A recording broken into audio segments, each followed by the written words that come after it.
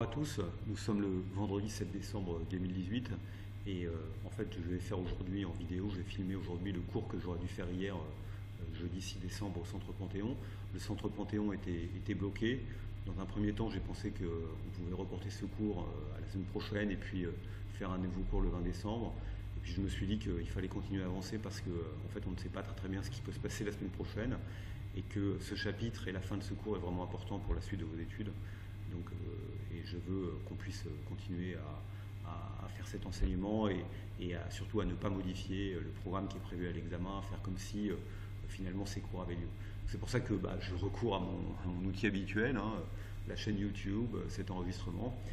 Donc voilà. On va faire ce chapitre 18 qui est vraiment un chapitre important parce que c'est le dernier bien sûr, mais aussi parce que finalement il regroupe des choses qu'on a vues dans tous les chapitres. Il va couvrir finalement tout ce qu'on a vu. Et donc on a 2 séances pour le faire, 6 heures, et ça ne semble pas être de trop pour discuter de ça, de tous ces éléments-là, et de donner finalement une cohérence à ce cours. Ensuite, un deuxième élément pour lequel je vais dire on va faire ce chapitre aussi, c'est parce que chaque année je donne évidemment à l'examen des éléments, des exercices qui correspondent à ce chapitre. Donc comme toutes les années, il y aura à l'examen ces exercices en question. Enfin, et la dernière raison, et c'est peut-être la plus importante, c'est qu'en fait, ce dernier chapitre ouvre sur le cours d'analyse financière qui va avoir lieu au second semestre. On va faire de la valorisation d'entreprise. Et je crois que ce que vous allez voir dans ce chapitre, finalement, c'est l'essentiel de ce que vous devez connaître en valorisation d'entreprise. Ensuite, après, il peut y avoir des détails supplémentaires, des choses qui jouent, mais globalement, ce que vous devez connaître est contenu dans ce chapitre. Donc c'est très important de pouvoir le faire. Donc on y va et c'est parti pour cet enregistrement et pour ces 3 heures, je ne sais pas si on fera 3 heures, mais en tout cas pour cette première partie. On y va. Alors, quand on réfléchit au choix d'investissement, c'est un jeu d'enfant, le choix d'investissement, en fait, dans le cadre de Moody Miller. Ce qu'il faut, c'est simplement calculer une vanne. Et une vanne, c'est quoi? C'est toujours la différence entre, d'un côté, un accroissement de valeur qui est permis par un progrès, ce que j'appelle delta V, et puis de l'autre côté, un investissement. Si on est dans le monde de Moody Miller, alors la bonne manière de calculer l'accroissement de valeur, dans ce monde, la structure financière n'importe pas. Il faut être capable de calculer un flux de trésorerie disponible hein, qui exprime finalement le résultat opérationnel indépendant de la structure financière de l'entreprise, et puis l'actualiser par un coût du capital. Et ce coût du capital, ça peut être le coût du capital non leveragé, le RU en question, ou encore ça peut être le WACC. Et on sait très bien que le WACC ou le CPMC, on sait très bien que dans le cas de Moody Miller le plus simple, le WACC ne dépend pas de la structure de l'entreprise précisément. Cela s'ajuste de manière à ce que le WACC soit égal au RU. Donc dans ce cadre-là, il est facile de prendre des décisions, il est facile de faire les choses. Évidemment, pour que ceci fonctionne, il faut que le coût du capital du projet, que j'ai appelé ici le RU, soit totalement indépendant des décisions de financement d'entreprise. Si ce n'est pas le cas, si ce coût du capital est influencé par les décisions de financement, on est en dehors de MOMI, et c'est évidemment un cas qui va nous intéresser et qu'on va aussi décrire dans ce chapitre. Donc on y va pour le chapitre. Quelquefois, lorsqu'on parle de valorisation d'entreprise ou de valorisation de projet, on essaie de mettre en avant des méthodes. On dit oui, il y a une méthode, etc. Ces méthodes sont heureusement équivalentes. Et même, c'est ce qui en fait le... Il n'y a pas 12 000 manières de faire. Enfin, il peut y avoir plusieurs manières de faire. Mais ces manières de faire doivent conduire à la même valorisation. Donc, c'est juste des manières de présenter les choses et on va jouer avec ces 3 manières de présenter les choses. La première, c'est la méthode qui repose justement sur la combinaison du free cash flow, ce qu'on appelle le flux de trésorerie disponible, et puis le coût moyen pondéré du capital ou encore le WACC. C'est une méthode très très classique, actualiser le flux de trésorerie disponible par le WACC. La deuxième, c'est la méthode qu'on appelle la valeur actuelle nette ajustée, la VANA. Donc on va voir également cette méthode. Et enfin la dernière, ça consiste à valoriser l'entreprise, enfin valoriser les capitaux propres de l'entreprise en essayant d'analyser les flux de trésorerie qui sont disponibles pour les actionnaires. Donc on va voir ces 3 méthodes-là, et évidemment selon les cas, il y aura des méthodes qui seront plus ou moins pertinentes. Donc il faudra tout le temps utiliser la méthode la plus pertinente, on va y revenir ensuite. Je voudrais faire un petit rappel à ce stade. Alors un petit rappel sur un projet d'investissement et un bilan économique. Comment on peut présenter ça? C'est quelque chose qu'on a déjà vu, mais je pense que c'est bien de le revoir. Si on regarde le bilan d'une entreprise, on essaie de faire ça proprement. Si on regarde le bilan d'une entreprise, on est dans une situation initiale. C'est la situation que je présente ici, dans laquelle on a une valeur. Alors, je fais comme s'il n'y avait pas de fiscalité ou d'éléments comme ça.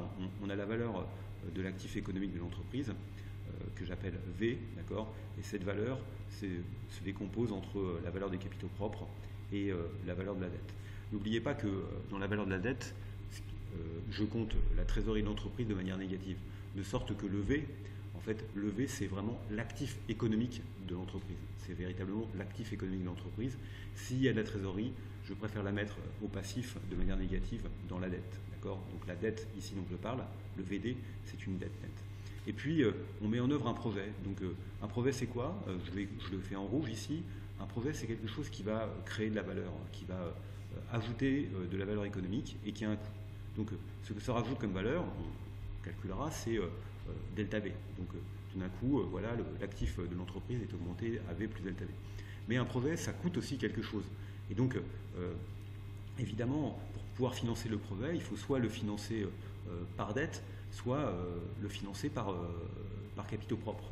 Donc, imaginons que on va distinguer les choses. Imaginons que le projet vaille I et que on finance une partie A de ce projet en émettant de la dette. Donc dans ce cas-là, le coefficient A ici, c'est, j'allais dire, un coefficient de financement par de la dette. Mais attention, il faut aussi tenir compte du fait que le A, on peut aussi avoir un autre mode de financement qui est l'autofinancement. Et le A, dans ce cas-là, est aussi le coefficient d'autofinancement, puisque dans ce cas-là, financé par l'autofinancement, ça revient à faire augmenter la dette parce qu'on diminue la trésorerie. Donc dans le A, il y a à la fois de la dette et de l'autofinancement. Et puis évidemment, si on finance le projet pour une fraction A en termes de trésorerie, ça signifie que le complémentaire AA, on le finance par émission d'actions. Donc le bilan va se présenter de cette manière-là, et vous voyez que le A, c'est le coefficient qui exprime le choix de la structure financière pour financer ce projet en question. Si on doit compléter le bilan pour qu'il se complète, évidemment, ce qu'on doit faire apparaître ici, c'est l'équation de la création de valeur. Et la création de valeur, le delta V moins I, en tout cas en l'absence de risque, je suppose qu'il n'y a pas d'effet sur la valeur de la dette, ce delta V moins I, c'est la vanne, et évidemment la vanne, elle est capturée par les actionnaires. Donc voilà comment les choses se passent. Vous voyez que le coefficient A en question, il peut varier, il peut aller de 0 à 100% et même au-delà, il pourrait être même négatif, donc je l'écris comme ça. Si j'apparaître ici le coefficient A, un coefficient de 0, c'est un coefficient où on a un financement du projet par les capitaux propres, et un financement de 1, c'est un financement du projet par de la dette ou par de l'autofinancement. Donc voilà la manière de présenter les choses, comment un projet d'investissement impacte le bilan d'entreprise. Vous voyez que notamment ce projet, il peut impacter l'entreprise, il peut modifier son levier selon le choix de A, il peut éventuellement avoir des effets sur la valeur de la dette si on rajoute du risque ou pas. Bon, ici j'ai supposé qu'il n'y en avait pas, donc c'est aussi tout ça qui est sous-jacent à ce qu'on va faire. Donc en préalable, il me semblait intéressant d'effectuer ce rappel et d'analyser les choses de cette manière-là pour que les choses soient vraiment bien claires. Bon, je vous donne ici le plan de ce qu'on va faire. Alors, c'est juste le plan que j'ai repris du livre, c'est pour ça que je m'endors moi-même à moitié en vous le donnant. L'objectif n'est pas de l'écrire, on va simplement dérouler ce plan qui correspond encore une fois au plan du livre. Donc je continue, slide suivant. On va faire 3 hypothèses de base que l'on pourra éventuellement modifier, au cours de l'analyse. C'est les 3 hypothèses de base. Et encore une fois, ce sont des hypothèses que l'on va essayer de lever quelques fois, mais c'est ceux sur lesquelles on va travailler pour le moment. D'abord, première hypothèse, du point de vue du risque, on va supposer que le projet il est exposé au risque moyen de l'entreprise. Donc le coût du capital du projet, sa rentabilité, le coût du capital du projet, c'est le même que le coût du capital de l'entreprise. Le RU spécifique du projet est le même que le RU de l'entreprise. Deuxième hypothèse, qui va jouer un rôle notamment dans ce qu'on va faire tout de suite, c'est qu'on va supposer que le levier de l'entreprise est constant lors de la mise en œuvre du projet. Qu'est-ce que ça signifie? Ça signifie que le A que l'on choisit, c'est le même que le A que l'on a dans l'entreprise elle-même. Donc le projet ne va pas venir modifier le levier de l'entreprise. On va voir que c'est une hypothèse importante qu'on lèvera aussi bien sûr par la suite. Et puis dernière hypothèse, on va supposer ici que la fiscalité est l'unique imperfection de marché. Donc, la fiscalité, plutôt une fiscalité de l'entreprise, on pourrait aussi faire une fiscalité d'investisseurs, etc. Mais plutôt ici une fiscalité de l'entreprise. Donc voilà les trois hypothèses sur lesquelles on va travailler. 3 méthodes. Première méthode, la méthode que j'appelle la méthode coût moyen pondéré du capital, la méthode de WACC. Donc la méthode de WACC, je l'ai déjà dit ici, elle consiste simplement à évaluer la valeur du projet en actualisant le flux de trésorerie disponible ou les flux de trésorerie disponibles. Alors, là, c'est comme si on avait éventuellement une infinité de flux de trésorerie disponibles avec quelque chose qui est le WACC et le WACC après impôt. Le flux de trésorerie disponible, lui, ne dépend pas fondamentalement de la structure financière de l'entreprise. C'est ça sa caractéristique, c'est ça son essence même. Donc l'influence de la structure financière sur la valeur, elle peut se faire notamment parce qu'il peut y avoir un avantage fiscal à faire de l'endettement. Et dans ce cas-là, cet avantage fiscal va se retrouver dans le WACC, dans le coût moyen pondéré du capital, après impôt qui sera plus faible. Et donc ce qui explique que la valeur, dans ce cadre-là, sera plus forte en endettant davantage l'entreprise parce que le WACC lui-même sera plus faible. Cette technique est une technique qui fonctionne très bien dès lors que le levier de l'entreprise est constant. Deuxième manière de faire qui est aussi équivalente, c'est que ce qu'on peut faire, c'est qu'on peut très bien calculer un VU. Un VU, c'est l'actif économique de l'entreprise. On peut calculer un VU. Et un VU, comment vous calculez le VU? Vous calculez le VU en actualisant le flux de trésorerie disponible, non plus avec le WACC, mais avec le RU. Et ce RU peut être différent du WACC. Pourquoi? Parce que le RU, en fait, c'est quelque chose qui est avant impôt, qui ne tient pas compte de la diminution du coût du capital liée à la taxation, au fait que les intérêts de la dette soient déductibles de la facture fiscale. Et donc, vous déterminez de cette manière-là la valeur de l'entreprise à endettement nul, ou encore la valeur de son actif économique, c'est ça le VU, c'est la valeur de l'entreprise à endettement nul. Et puis, vous pouvez ensuite ajouter le tableau d'endettement de l'entreprise, réfléchir à la manière dont le projet est financé, calculer les VA, la valeur actualisée d'économie d'impôt qui est permise par cet endettement, et puis simplement appliquer la formule qu'on a déjà rencontrée et obtenir la valeur de l'entreprise, y compris d'une entreprise endettée. On verra. Enfin, dernier élément pour le faire, comment valoriser l'entreprise? On sait très bien que la valeur de l'entreprise, c'est la valeur de ses capitaux propres plus les valeurs de sa dette. Le plus difficile, c'est de mesurer la valeur des capitaux propres. Une bonne manière de mesurer la valeur des capitaux propres, c'est finalement partir des flux de trésorerie qui sont capturés par les actionnaires. C'est quoi ces flux de trésorerie disponibles qui sont capturés par les actionnaires? D'un côté, ça peut être le versement de dividendes, bien sûr, et puis phénomène très important, notamment au cours de ces dernières années, le fait de racheter des actions d'entreprise. Et dans ce cas-là, vous voyez que c'est le rachat d'actions d'entreprise, c'est simplement une variation de la valeur des capitaux propres de l'entreprise. Donc le flux de trésorerie disponible pour les actionnaires, c'est cette quantité div moins delta VCP. Et puis évidemment, si vous voulez donner une valeur aux actions, c'est le modèle de Gordon en quelque sorte. il faut tenir compte de l'exigence de rentabilité des actionnaires, c'est-à-dire du return on equity de ces actionnaires, hein, du coût des capitaux. Donc voilà les 3 techniques que l'on va voir. Alors, on va d'abord faire quelques rappels qui sont vraiment très importants sur le capital budgeting. Donc ça, c'est pour refixer les choses, hein. Vous vous rappelez que les flux de trésorerie disponibles, c'est quelque chose que je définis ici comme étant les flux liés à l'activité réelle de l'entreprise, c'est-à-dire indépendamment de sa structure financière. Donc, dans ce flux de trésorerie disponible, on trouvera tout ce qui correspond à des activités réelles de l'entreprise, y compris ses dépenses en investissement, d'accord.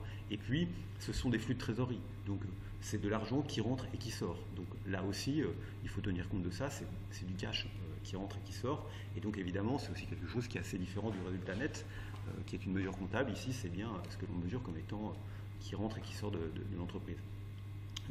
Première notion, bien sûr, c'est la notion de résultat net en endettement nul, hein, qui est simplement l'EBIT, le Earning Before Interest and Taxes. Donc, il me semble que ça c'est bien dit en anglais de cette manière-là. EBIT, c'est ce résultat net en endettement nul, multiplié par le taux de l'IS, plus l'amortissement, moins l'investissement, moins le delta BFR. Donc, voilà à quoi est égal le flux de trésorerie disponible. Comment il est formé, ça c'est la manière dont il est formé. Donc, je l'aurais écrit là en dessous parce que pour se rappeler dans ma formule, donc on a l'EBIT multiplié par 1 moins TIS, et puis l'amortissement moins l'investissement. Il ne faut pas oublier que l'amortissement c'est un amortissement qui est comptable, l'investissement c'est un investissement qui est brut, c'est le CAPEX, hein, de l'entreprise. Ceci c'est exactement égal à en fait moins la variation de capital de l'entreprise, moins la variation de son BFR, puisqu'il y a un ajustement lorsqu'on forme des stocks, lorsqu'on récupère des créances clients, ou lorsque, au contraire, on émet de la dette fournisseur. Une autre manière de présenter les choses, c'est de présenter, non pas à partir de l'EBIT, mais à partir de l'EBITDA, et l'EBITDA, c'est l'excédent brut d'exploitation, l'EBE, l'excédent brut d'exploitation, et cet excédent brut d'exploitation, il ne décompte pas l'amortissement. Donc, rappelez-vous que l'EBIT, c'est simplement l'EBITDA moins l'amortissement, d'accord, puisque depreciation en amortissement n'est pas compté, donc il suffit juste d'enlever cet amortissement pour obtenir cette formule-là. On a ce résultat-là aussi qui est important à dire. On a vu comment se formait le free cash flow, et maintenant rappelez-vous à quoi il sert ce free cash flow, hein. Donc à quoi sert ce free cash flow? Il sert à 3 usages. D'un côté, payer des charges d'intérêt nettes d'impôts, ça c'est le premier usage. Ensuite, il sert à rembourser la dette, moins delta VD. Il sert éventuellement à rendre du cash aux actionnaires, et puis il sert à verser des dividendes à ces mêmes actionnaires. Donc voilà. Élément très important, et que je redis parce que c'est quelque chose qui n'apparaît pas très clairement dans cette équation, ce flux de trésorerie disponible, c'est ce qui reste dans vos caisses. Donc évidemment, si vous ne l'utilisez pas pour tout ça, ça reste dans vos caisses. Et donc c'est de la trésorerie qui est disponible pour éventuellement autofinancer des investissements. Ici, c'est bien dans ma formule parce que l'autofinancement, la trésorerie est vue comme une dette négative. Donc dans ce cas-là, il est dans le delta VD. Donc dans le delta VD, lorsque la dette baisse, ça peut être aussi lié au fait que votre trésorerie augmente. D'accord ? Donc un delta VD négatif, ça peut être une trésorerie positive. Donc c'est bien comptabilisé dans ce que je viens de faire. Voilà. Alors, première technique, CMPC WACC, puisque c'est la première technique qu'on va utiliser avant de voir le projet. Je pensais que le projet on le voyait avant. C'est quoi le CMPC? Alors, le WACC, le CMPC après impôt. Le CMPC après impôt, on l'a simplement défini comme étant CMPC, on va l'appeler comme ça, WACC. C'est quoi ce WACC? C'est quelque chose qui tient compte de la structure financière de l'entreprise. Alors, je vous rappelle qu'il y a 2 manières de présenter la structure financière de l'entreprise. Soit vous raisonnez en termes de taux d'endettement, d'accord, Donc dans ce cas-là, D, c'est la fraction de dette dans le bilan d'entreprise, y compris, n'oubliez pas, la trésorerie, c'est une première manière de faire. Soit vous le faites en termes de levier. Donc on passera de l'un à l'autre. Quand on parle de taux d'endettement, c'est le taux d'endettement. Et lorsqu'on parle de levier, le levier, en fait, c'est le rapport entre...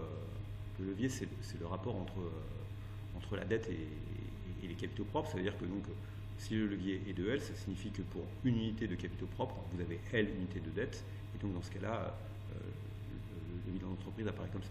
Donc bien sûr, vous avez cette relation qui vous explique que le L, c'est tout simplement D sur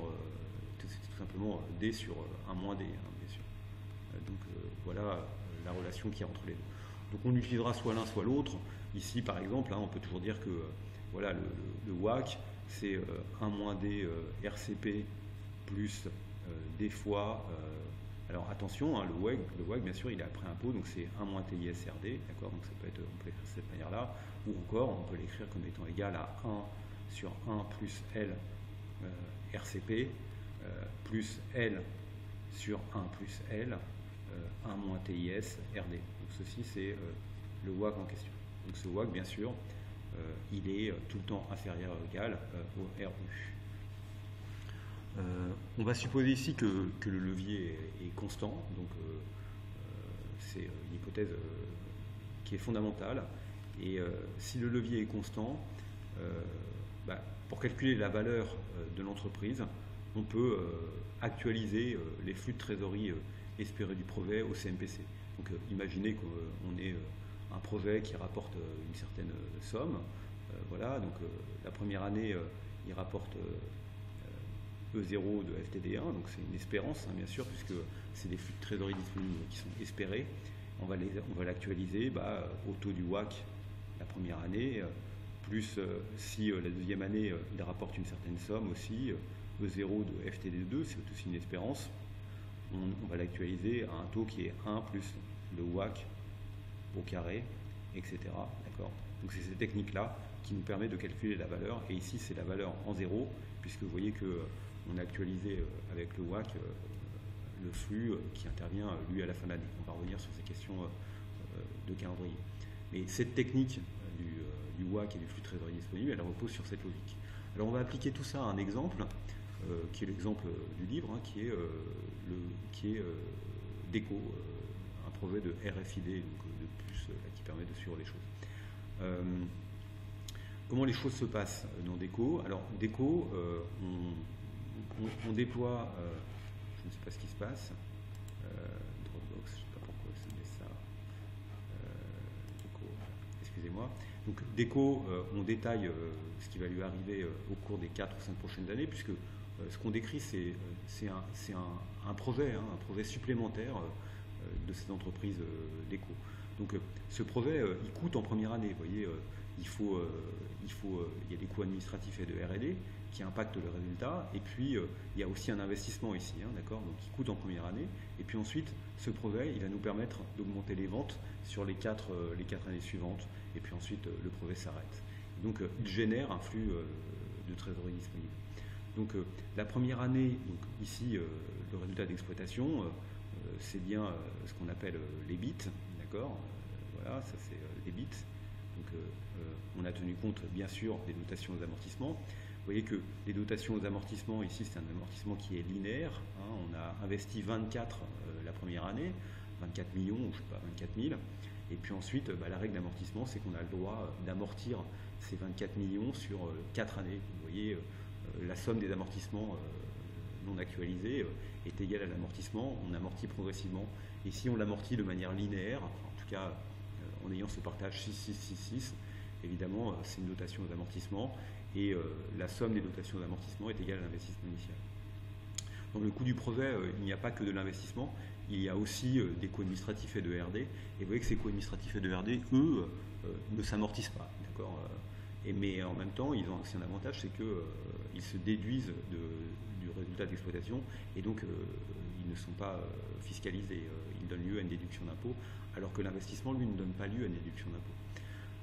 Vous obtenez ici, bien sûr, le résultat net en endettement nul, c'est ce qu'on appelle 1 moins T les bits, hein, j'ai déjà décrit ça. Et puis vous avez la dotation aux amortissements, donc moins l'investissement, donc ça c'est bien des éléments qui apparaissent dans la calcul du flux de trésorerie disponible. Ici on suppose qu'il n'y a pas d'augmentation du BFR, on pourra avoir des exemples et on les verra en exercice dans lequel vous avez la variation du BFR, parce que là c'est un petit peu plus compliqué pour obtenir les flux de trésorerie disponibles ici sur les 4 années. Alors il y a un point qui me semble vraiment fondamental, et peut-être qu'on aurait dû commencer par ça, c'est comprendre le timing et le calendrier. Donc je voudrais passer quand même, pour qu'on soit bien d'accord sur ça, je voudrais bien décrire les éléments de calendrier. Alors, excusez-moi, c'est peut-être c'est un point qui vraiment est important. On décrit le calendrier, vous voyez, on a 4 années en fait. On a 4 années. Ce qu'on va supposer dans l'ensemble de ce chapitre, c'est que tous les éléments sont enregistrés en fin d'année. Donc on a en fait 4 dates. On a le 1er janvier de l'année 0, c'est ce point-là. On a le 1er janvier de l'année 1, c'est ce point-là. On a le 1er janvier de l'année 2. On a le 1er janvier de l'année 3, le 1er janvier de l'année 4, et puis j'aurais dû le prolonger, parce que même si évidemment il peut se passer des choses l'année 4, on a le 1er janvier de l'année 5, date à laquelle le projet est terminé. Donc comment on va exprimer les choses? En fait, ce qu'on va supposer à chaque fois, c'est que la valeur de l'entreprise est mesurée, et les flux de trésorerie disponibles sont mesurés en fin d'année. Qu'est-ce que je veux dire par là? Je veux dire que en fin d'année, ici, le 31 décembre de l'année 0, d'accord, vous enregistrez le 31 décembre de l'année 0, vous enregistrez le flux de trésorerie disponible de l'année 0. D'accord. Le flux de trésorerie disponible de l'année 0, il est enregistré au 31 décembre. Et immédiatement après l'enregistrement de ce flux de trésorerie disponible, vous enregistrez quoi? Vous enregistrez la valeur de l'entreprise au 31 décembre de l'année 0. Donc V0, c'est la valeur de l'entreprise au 31 décembre de l'année 0. C'est la valeur de l'entreprise au 31 décembre de l'année 0. Compte tenu du fait que le flux de trésorerie disponible, lui, est enregistré juste précédemment. Donc voilà, donc ça c'est vrai pour toutes les années. Donc effectivement, vous voyez, là vous enregistrez le flux de trésorerie disponible de l'année 1, et puis en même temps, immédiatement après, vous enregistrez le V1, la valeur de l'entreprise, l'année 1 en question.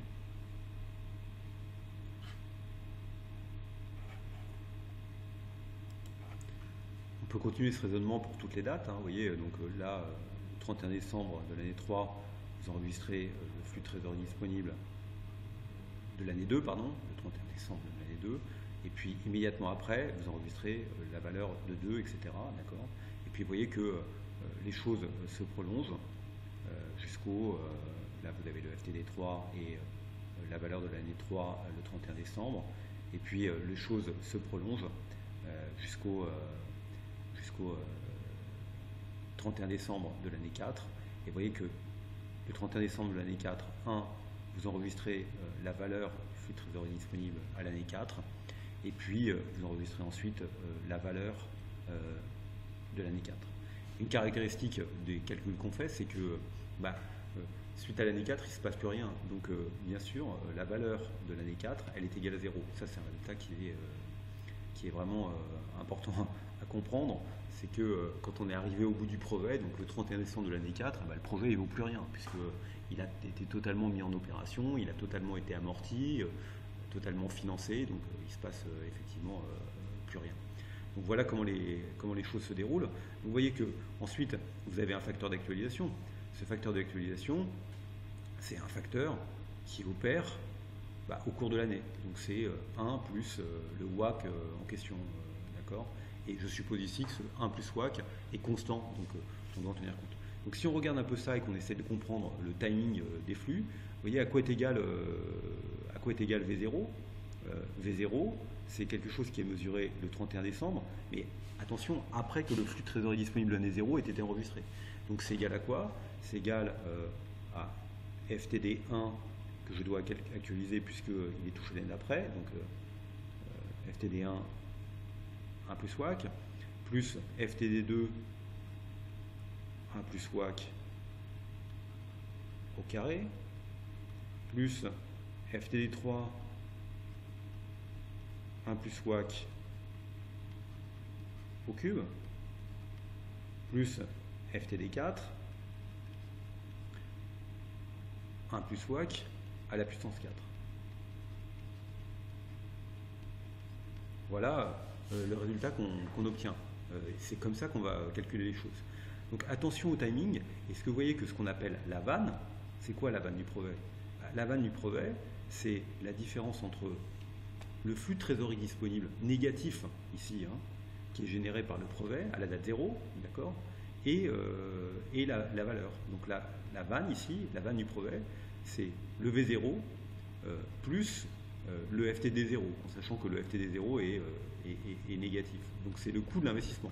Et dans ce coût de l'investissement, il faut bien tenir compte du fait qu'il n'y a pas simplement le coût en investissement ici, d'accord, mais il y a aussi le coût qui provient du coût administratif et de R&D de mise en œuvre du projet. Donc très important de bien tenir compte de ce tableau, et de bien avoir ça en tête à chaque fois que vous faites un exercice de ce type-là, pour bien comprendre comment on fait les choses. Et dans tous les exercices qu'on va le faire, sauf si je le dis d'une autre manière, ça sera ce calendrier-là qu'on prendra, d'accord. La valeur de l'entreprise est mesurée à la fin de l'année, après que les flux de trésorerie disponibles de l'entreprise de cette année-là aient été enregistrés. C'est comme ça que les choses sont présentées dans le livre, donc ça me semble être vraiment, encore une fois, important de le dire. Donc on va pouvoir faire les choses. Alors il y a un aspect qui est aussi intéressant dans cette formule, c'est que vous voyez que je la reprends ici et je refais ce petit graphique. C'est que si vous considérez une année, donc je refais le graphique ici, si vous considérez une année, donc il y a 0, il y a 1, etc., il y a 2, il y a 3, il y a 4 et il y a 5, d'accord.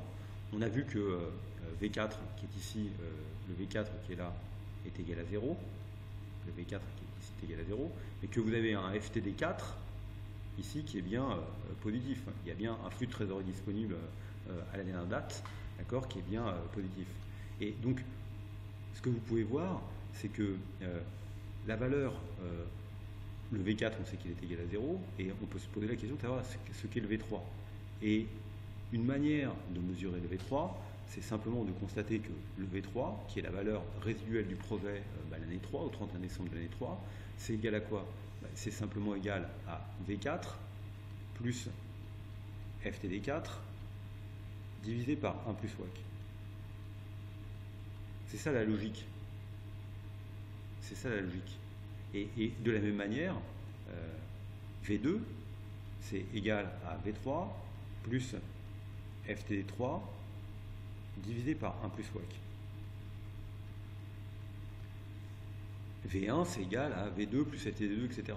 Donc, de ma formule récursive, en fait, vous voyez que, évidemment, V3, c'est égal à FTD4 divisé par 1 plus WAC. Mais c'est aussi, c'est égal à ça. Et V2, V2, c'est juste, c'est FTD, V2, c'est ici que c'est mesuré. V2, c'est juste FTD3 divisé par 1 plus WAC, plus FTD4 divisé par 1 plus WAC au carré. L'idée, c'est bien de repérer les flux qui viennent vers l'avant et de les actualiser par le coefficient adapté. Donc ça, c'est calculer les valeurs résiduelles. Donc la valeur, en fait, on peut bien sûr la calculer l'année 0, V0, d'accord. On peut le calculer l'année 1, etc., par la formule qu'on a donnée, en actualisant les flux. Et on constate qu'il y a une récursivité. Et cette récursivité, elle exprime simplement le fait, je peux l'écrire sous une formule, elle me dit que VT, d'accord, VT ici, c'est égal à quoi? C'est égal à, d'après ma notation, VT plus 1 plus FTD T plus 1 divisé par 1 plus le taux d'actualisation. Donc, on peut partir de la dernière valeur, on sait que V4 est égal à 0, et de proche en proche, à partir de V4, on peut en déduire en connaissant FTD4, etc. On peut en déduire FTD3, F2, V1, V0. On peut aller en sens inverse du temps pour calculer la valeur résiduelle du projet. Ça, c'est un point qui me semble très important, qu'on va utiliser tout le temps dans nos calculs, et qui est au cœur du calcul actuariel, bien sûr. Donc, je continue sur ce point-là. Alors, dans l'exemple qu'on a donné, quel CMPC on va choisir? Quel WACC? Comment on détermine le WACC? Le WACC, il est fondamentalement lié à la nature du projet. C'est bien ça. Hein, le WACC il est lié à deux choses. Il est lié à la nature du projet, à son RU. Le WACC, c'est un RU, d'accord, qui est le coût du capital du projet. C'est un RU moins quelque chose qui va dépendre de la manière dont le projet est financé.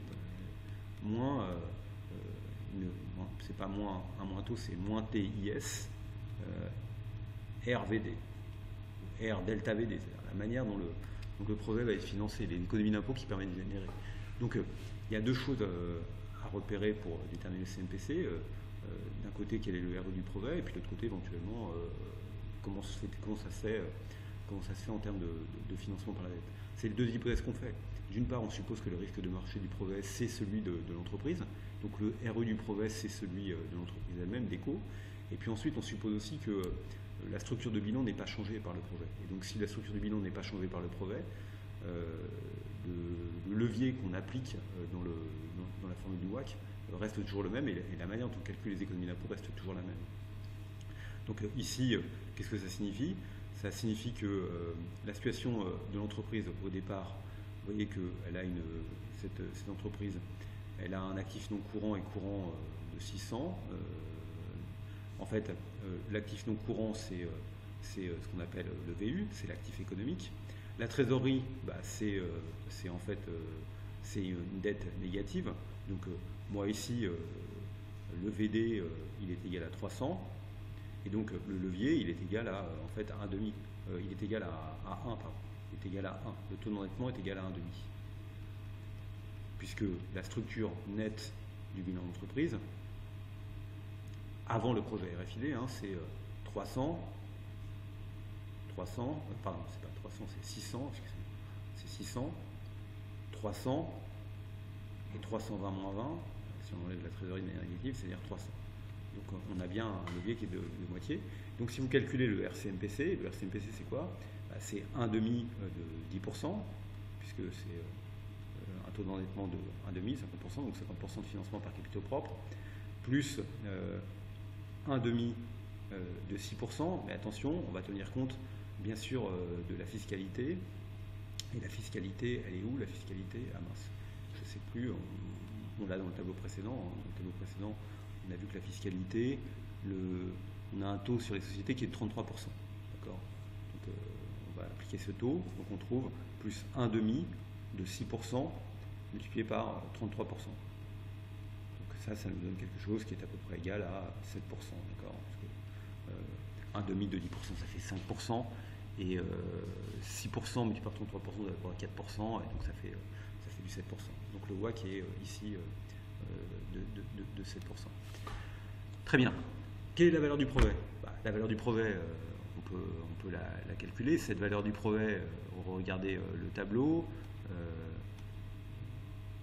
D'abord, ce qu'on appelle la valeur du projet ici, c'est son V0, d'accord, dans ma formule. Donc, d'après ce que je vois, moi, pour calculer le V0, dans mon timing tel que je l'ai donné, le V0, c'est exactement ce que j'ai mis en dessous. J'applique cette formule, d'accord? C'est ça la valeur que je dois calculer. Le V0, il est calculé après la délivrance du flux de trésorerie disponible à l'instant 0 qui est négatif. Et donc, ce que je dois calculer, c'est actualiser simplement 18,06 4 fois pour déterminer le V0 en question. Donc, c'est ce que je vais faire ici. Donc le V0, il est égal à ça, et on a vu qu'il est de 71,16 millions d'euros. Voilà le résultat qu'on obtient. Quelle est ensuite la valeur actuelle nette du brevet? La valeur actuelle nette du brevet, on est d'accord aussi que c'est V0 plus FTD0. Donc le FTD0 étant négatif, il implique 24 millions d'euros d'investissement, mais aussi des dépenses. On aboutit à une création de valeur qui est de 32,69 millions d'euros.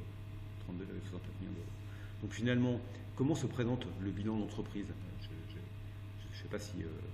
comment se présente le bilan de notre entreprise après mise en œuvre du brevet. D'accord. Donc ici, je présente le bilan d'entreprise. La situation initiale de l'entreprise, on est OK que c'était un actif économique de 600. Ici, on a un brevet, donc ça c'est le bilan d'entreprise au 31 décembre de l'année 0. D'accord. C'est le bilan d'entreprise au 31 décembre de l'année 0. Donc on a 600, on a un 300 et un 300. Ce projet nous a permis de délivrer une valeur, je vais mettre en rouge, une valeur supplémentaire qui est de 61,16. Donc ça c'est ce que j'ai appelé delta V, c'est delta V, d'accord. Et puis ensuite il faut que j'exprime la manière dont sont financés ces 61,16, puisque maintenant le bilan il est de 661,16. Donc ça c'est un point qui est très important à comprendre, c'est que le levier est maintenu constant.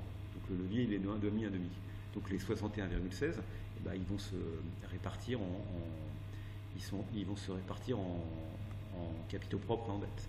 Donc il y a une partie du brevet, la moitié du brevet qui est financé, c'est pas la moitié du brevet qui est financé par capitaux propres et par dette, ce supplément de valeur va se répartir entre de la dette et des capitaux propres. Donc voilà comment se présente le bilan de l'entreprise suite à la mise en œuvre du brevet avec ce maintien du levier. Et on y reviendra un petit peu plus loin aussi pour bien comprendre comment ça se répartit aussi en termes d'investissement et de coût du brevet. Donc la vanne c'est V0 plus FTD0. Je vais passer à la suite. Alors, évidemment, le brevet, il crée de la valeur. Vous vous rappelez, hein, le brevet ici crée de la valeur. La valeur qui est créée par le brevet, c'est ce que j'ai appelé moi delta V moins I. Hein. C'est delta V moins I. Ici, c'est tout simplement V0 plus FTD0. Et on avait vu cette formule de création de valeur.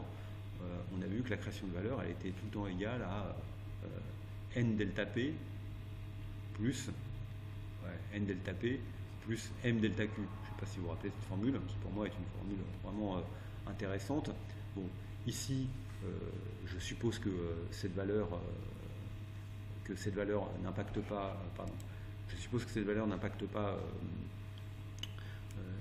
le risque, donc ne modifie pas la probabilité de faillite de l'entreprise, donc n'a aucun impact sur delta Q, donc cette composante n'existe pas, et donc bien sûr cette valeur en plus elle est capturée par les actionnaires. Donc il faut bien comprendre les choses. Du coup, par rapport au bilan que je vais tracer précédemment, vous voyez que ce bilan, je le remets là, hein, ce bilan c'est ça, hein, c'est ce truc là, d'accord. Je l'équilibre un peu de manière volontaire pour pouvoir mieux présenter les choses, d'accord. Donc j'ai au départ 600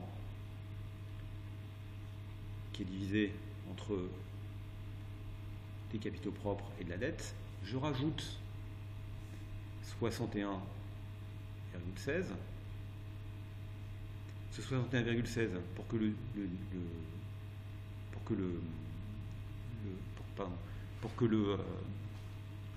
levier soit maintenu constant, il doit se répartir entre les capitaux propres et la dette, d'accord.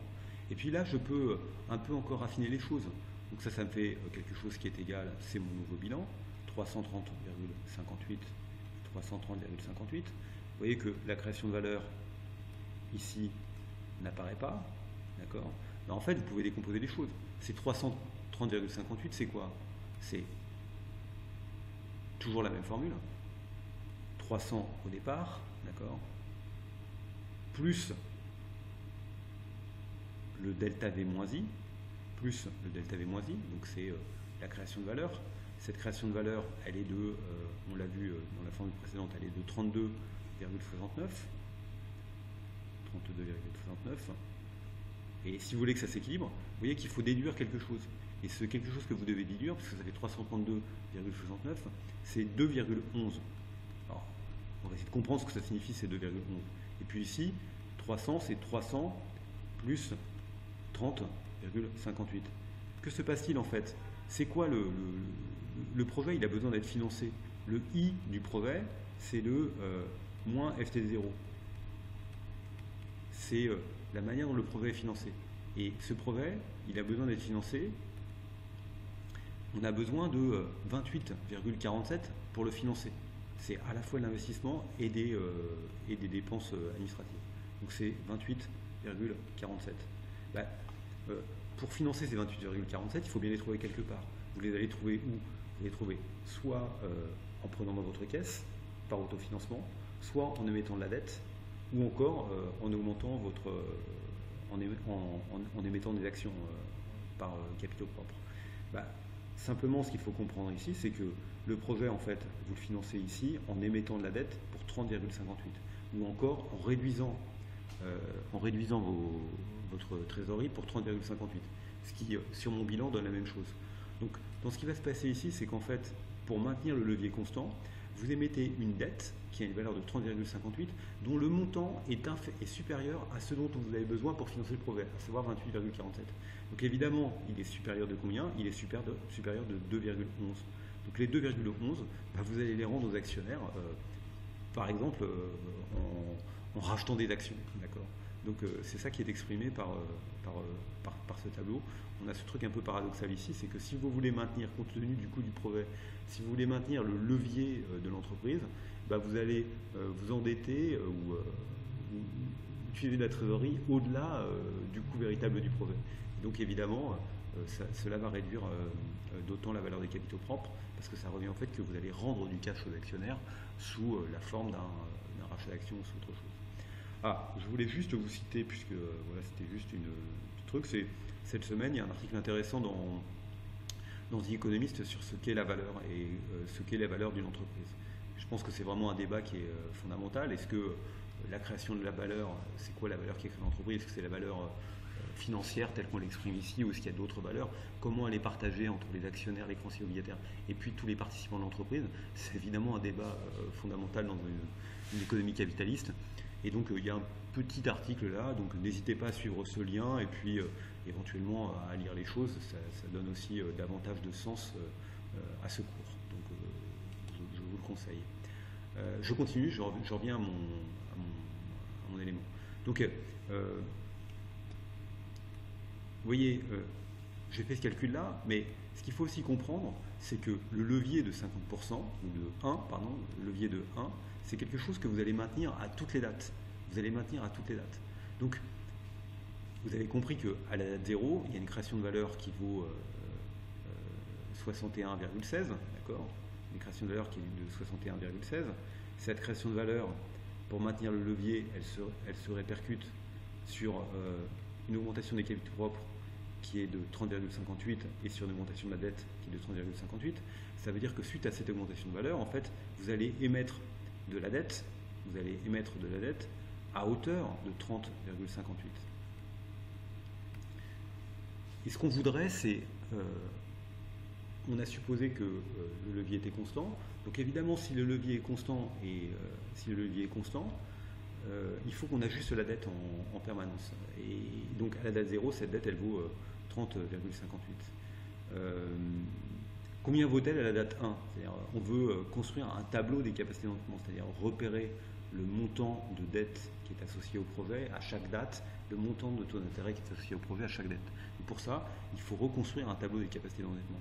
Et pour reconstruire un tableau des capacités d'endettement, ce qu'on comprend, c'est que de la même manière que V0 se partage entre de la dette et des capitaux propres, si on réussit à calculer V1, ce V1, il va aussi se partager moitié-moitié entre de la dette à l'instant 1 et puis des capitaux propres à l'instant 1, etc. Toujours de manière à maintenir un levier qui est de 1. Donc, pour calculer la valeur de la dette, ce dont on a besoin, c'est de connaître la valeur résiduelle du projet, en fait, à toutes les dates. Donc les choses peuvent se faire assez simplement parce que pourquoi ici on indique le bilan, donc ça c'est le bilan après l'annonce du brevet, donc on l'a déjà vu. Hein. Ce qui nous intéresse nous c'est d'aller au-delà. Ensuite on doit calculer finalement la valeur résiduelle du brevet. Alors dans le livre, puisque voilà, il nous donne une formule qui est la formule de la valeur résiduelle qu'on a déjà vue, mais alors ils se sont un peu trompés hein, dans le livre, puisque ici ce qu'il faut lire c'est pas FTDT, c'est FDT T plus 1. Donc c'est comme ça qu'il faut écrire les choses. C'est FTDT plus 1 plus VT plus 1D divisé par 1 plus R CMPC. Dans ce qui nous concerne ici, on sait que V4 est égal à 0, d'accord? Ça c'est la valeur terminale et il n'y a plus rien après la date 4. Si vous calculez V3, vous voyez que V3 c'est quoi?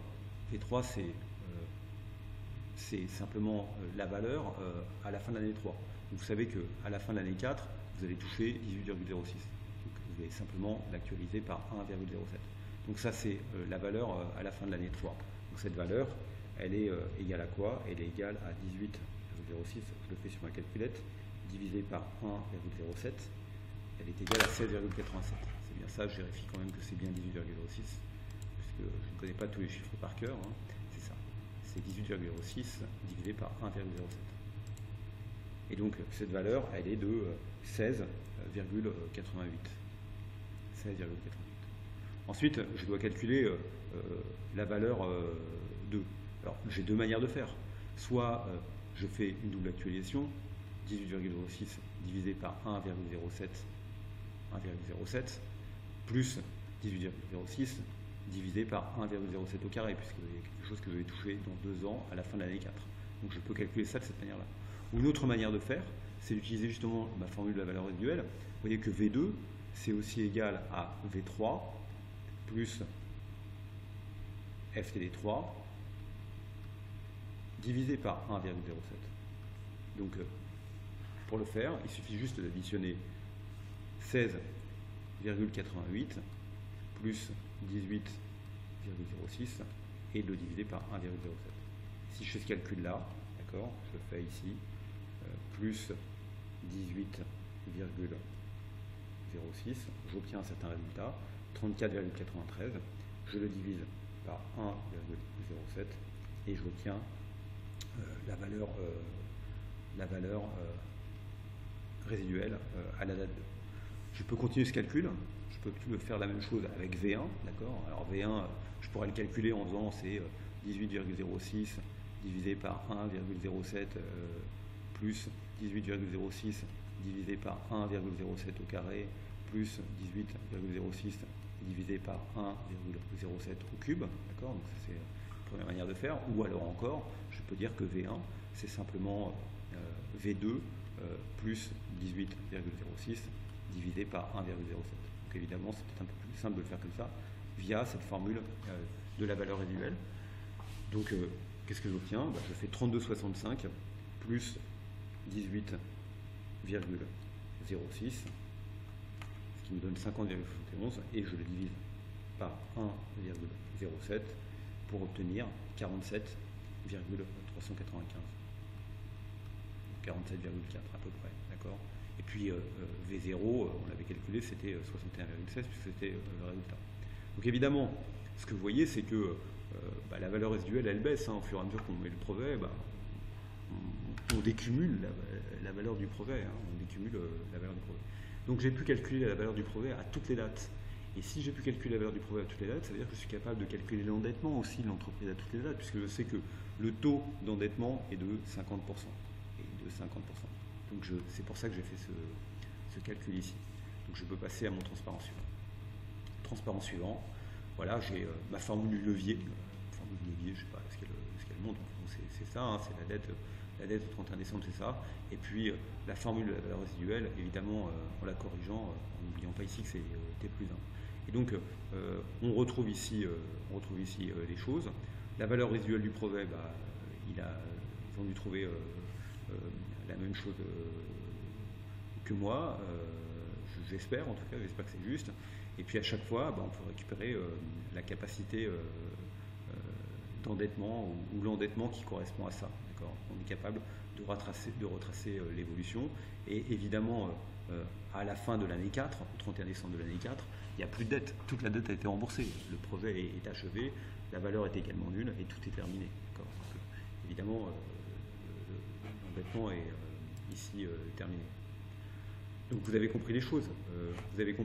On peut l'exprimer de cette manière-là. Je le fais ici parce qu'on y reviendra après. Mais c'est quoi ce tableau d'endettement?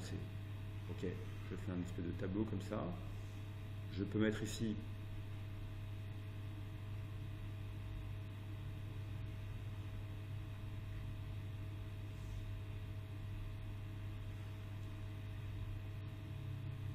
j'ai un tableau dans lequel je fais apparaître ici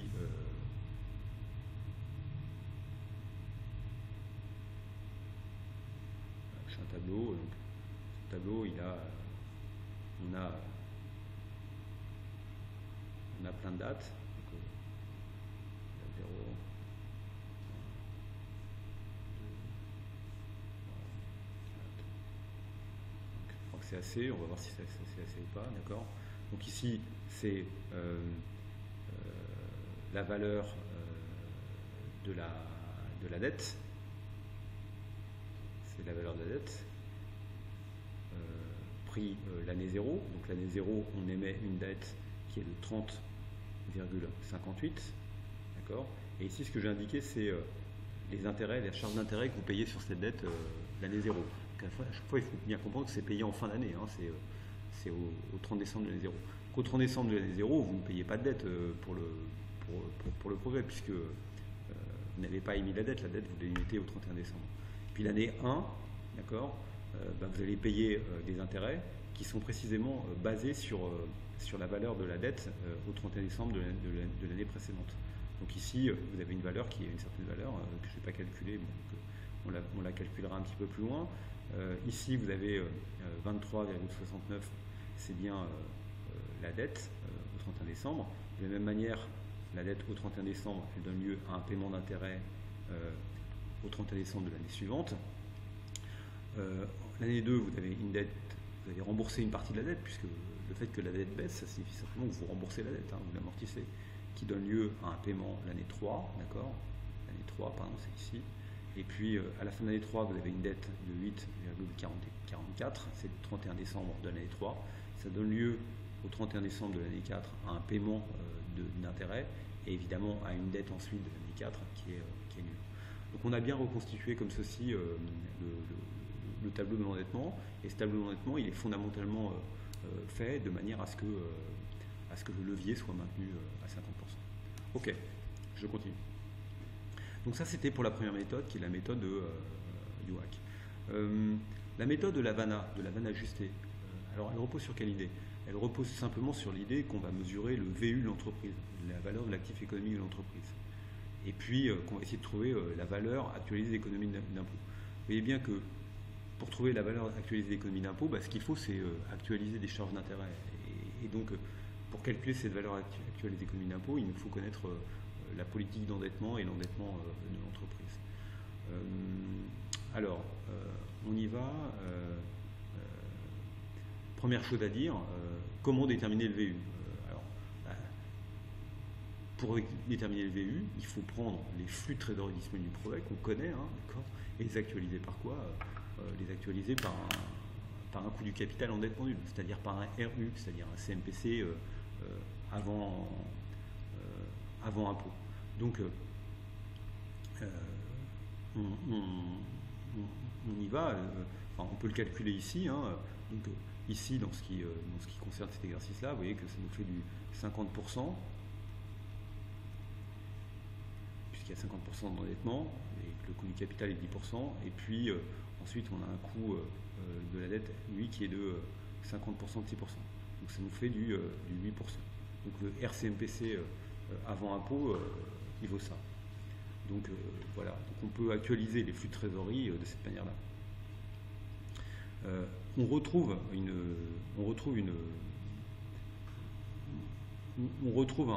un élément qui est essentiel là-dedans, c'est que, évidemment, pour calculer ça, il faut qu'on suppose que le levier soit constant, sinon on ne va pas arriver à calculer un weighted average cost of capital. Il faut que le levier soit constant. Et plus fondamentalement, et ça me semble être encore, c'est l'argument qui est encore plus important, c'est que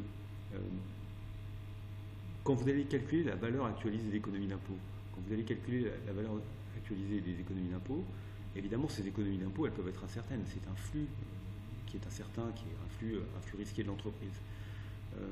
Lorsque vous supposez que le levier de l'entreprise est constant, vous faites comme si en fait ces charges d'intérêt sont porteurs du même risque que le risque de l'entreprise, puisque la dette elle-même est en proportion constante avec la valeur de l'entreprise. Donc le RVD reste constant dans l'entreprise, donc le risque qui est associé à ces charges d'intérêt, c'est le même que le risque de l'entreprise. Donc les économies d'impôt que vous obtenez avec ces charges d'intérêt seront porteurs de la même incertitude, du même risque. Et donc vous pouvez aussi actualiser ces économies d'impôt en tenant compte, en utilisant le facteur d'actualisation de l'entreprise. Donc c'est en cela que l'hypothèse de taux de levier constant est importante, parce que ça signifie qu'il y a le même risque qui est associé aux économies d'impôt et plus généralement aux charges d'intérêt. Donc on a calculé le RU, donc le RU, j'ai déjà dit, c'est 8%, et si vous utilisez le RU, vous allez calculer un VU qui est de 59,82. Bien sûr, ce RU il est supérieur au WACC après impôt, puisque c'est la conséquence des impôts, et donc bien sûr le VU qui est ici il est bien inférieur au VD, puisque le VD on avait vu qu'il était de 61,16, d'accord, et ça on l'avait vu précédemment, c'est ce qu'on cherche. Donc, et il est inférieur de combien? Ça dépend de la valeur actualisée des économies d'impôt. Donc pour ça on a besoin de l'EVA ICOIS. Pour la calculer, on a besoin d'abord de revoir le tableau d'endettement et de calculer ce qu'on avait cherché à calculer tout à l'heure quand j'ai fait moi-même le petit tableau, essayer de regarder un peu le tableau d'endettement de l'entreprise. L'entreprise, le projet, alors c'est ça qui est un peu gênant ici, c'est que vous voyez que pour calculer ce tableau, on a besoin de connaître la valeur de l'entreprise. Or, ce que l'on cherche, c'est la valeur de l'entreprise. Mais nous, on a déjà obtenu la valeur d'entreprise par la méthode du WACC. Donc il y a quelque chose qui, de poulet d'œuf qui ne fonctionne pas très bien, sur lequel on va revenir. En gros, on nous demande ici, on va calculer une valeur, mais pour calculer cette valeur, on a besoin de connaître l'endettement de l'entreprise à un levier constant, et donc on a déjà besoin de calculer cette valeur. Donc évidemment, ce qu'il faut, c'est que ce soit cohérent, et que les deux aillent ensemble, et que la valeur qu'on trouve à la fin soit en accord avec ce qu'on a fait là. Donc j'y vais. On sait que l'augmentation de valeur est de 61,16. On a déjà regardé l'endettement avec une dette qui finit à 0, et à chaque fois on est capable de calculer la charge de la dette qui correspond à cet endettement, en sachant que la charge d'intérêt est de 6%, donc c'est une charge brute d'impôt. Évidemment, on applique ensuite un taux à cette charge, donc ça c'est RVD, et ça c'est TRVD, et ceci nous donne les économies d'impôt qui sont faites. Donc ce flux d'économies d'impôt, vous voyez, il est ici. Et ensuite, on doit actualiser ce flux d'économies d'impôt. Voilà. Donc la question qui est posée après, c'est de savoir avec quel taux on va actualiser ce flux d'économies d'impôt. Donc ça dépend de deux choses. D'une part, quel est le risque qui est associé à ce flux. Donc, comme le levier est constant, on sait que ce risque est identique au risque de l'entreprise. Et puis après, il y a le fait de savoir si on tient compte ou pas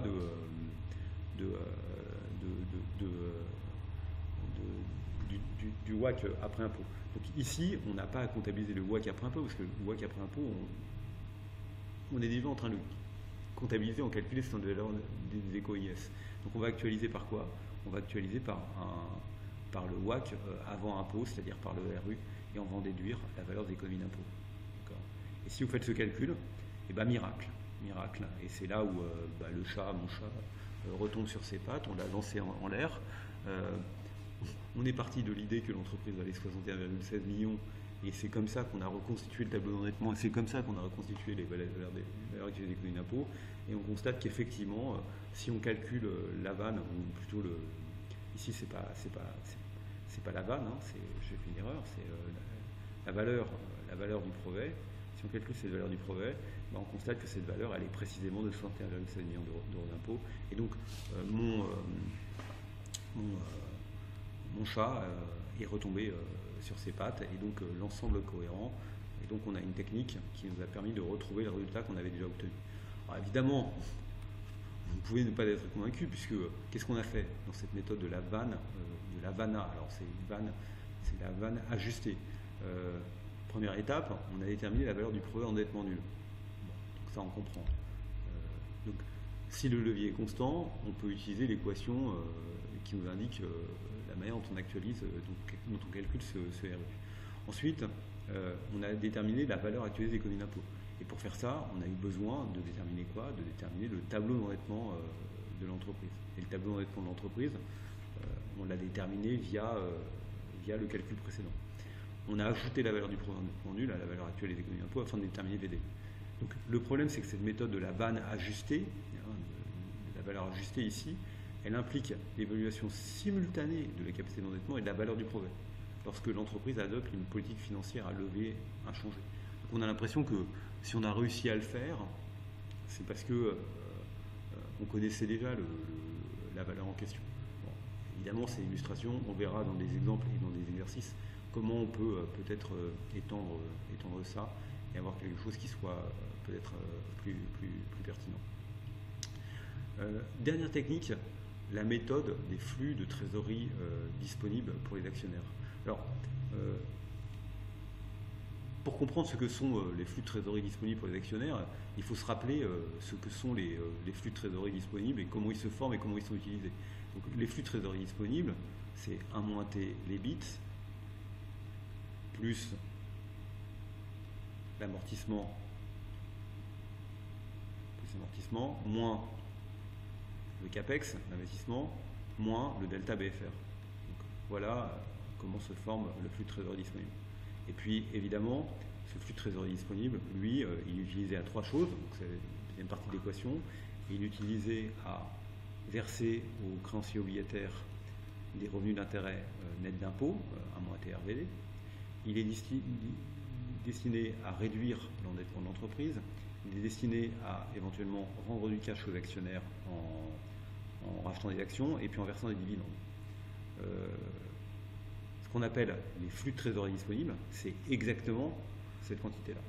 Le flux de trésorerie disponible pour les actionnaires, c'est le dividende, c'est ce que vous redonnez aux actionnaires sous forme de dividende ou ce que vous redonnez aux actionnaires en rachetant des actions sous forme de cash, moins delta VCP ici, d'accord?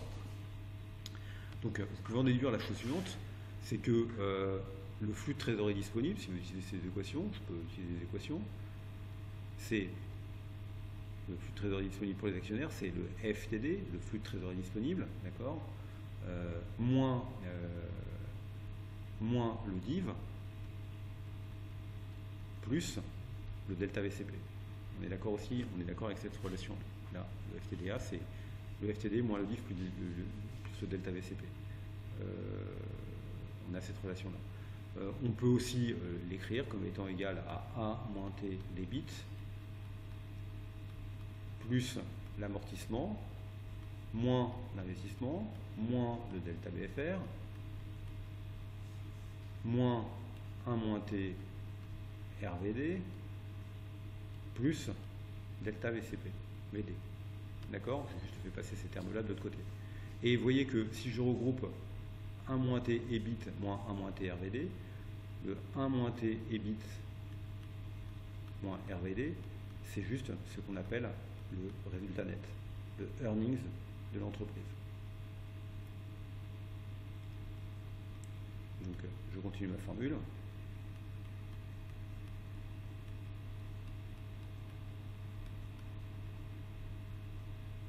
Plus delta V.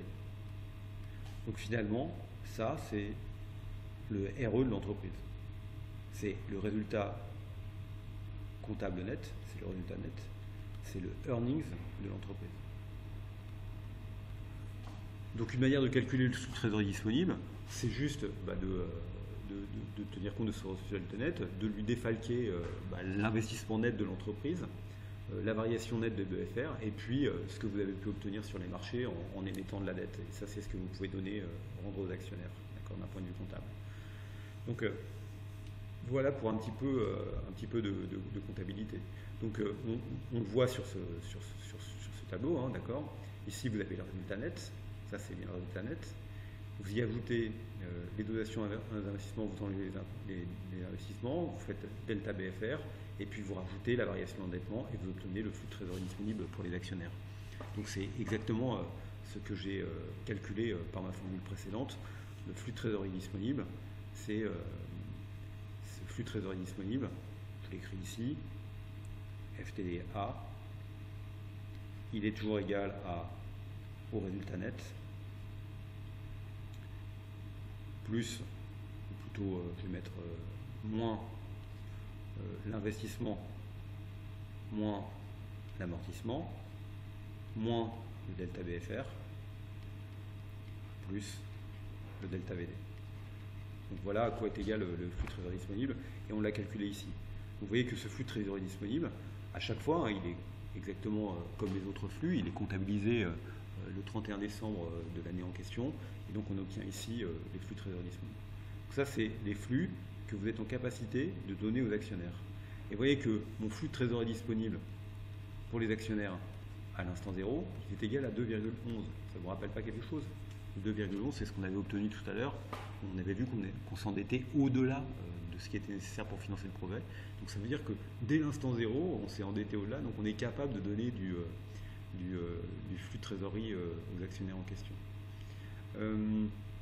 Un point qui me semble également important, et voilà, qui est aussi là où il faut faire très attention, c'est que si vous actualisez ces flux de trésorerie disponibles, ce que vous obtenez, ce que vous pouvez rendre aux actionnaires,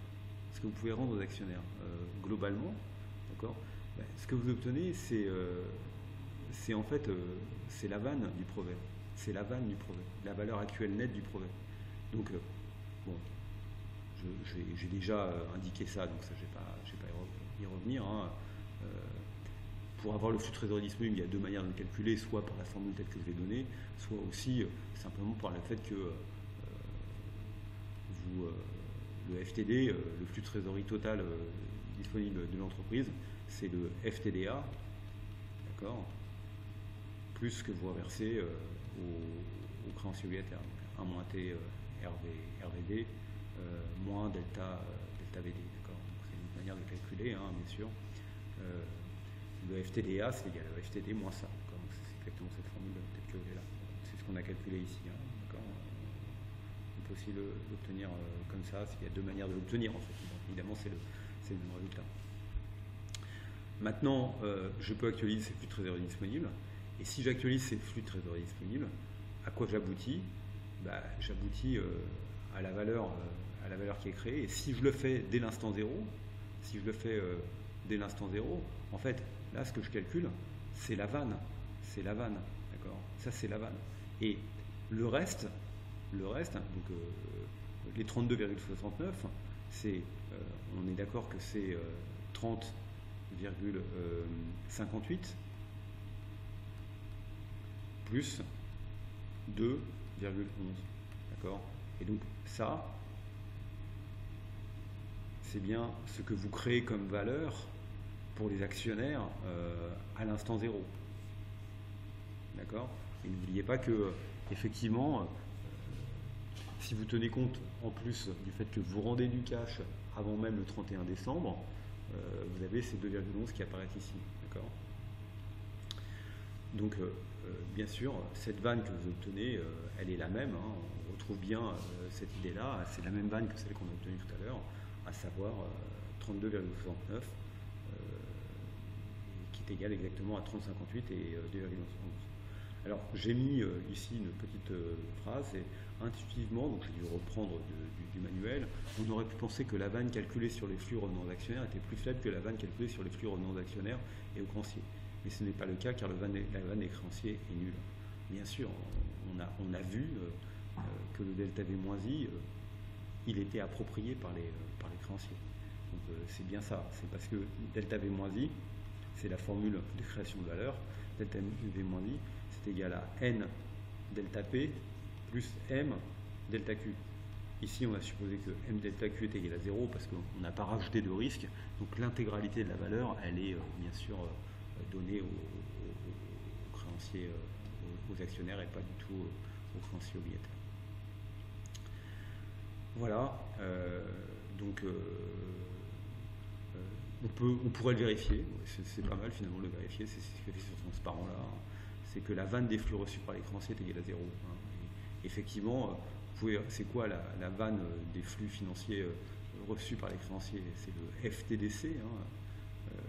Le FTDC, c'est quoi ce flux financier reçu par les créanciers? C'est les versements d'intérêts. C'est les versements d'intérêts, mais les versements d'intérêts pas net d'impôts pour l'entreprise. Ce que touchent effectivement les créanciers, moins le remboursement de la dette, d'accord, moins delta VD.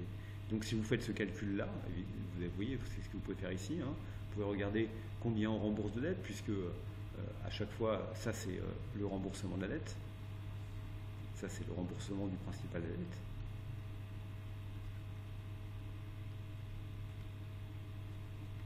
Si vous faites ça, vous aboutissez,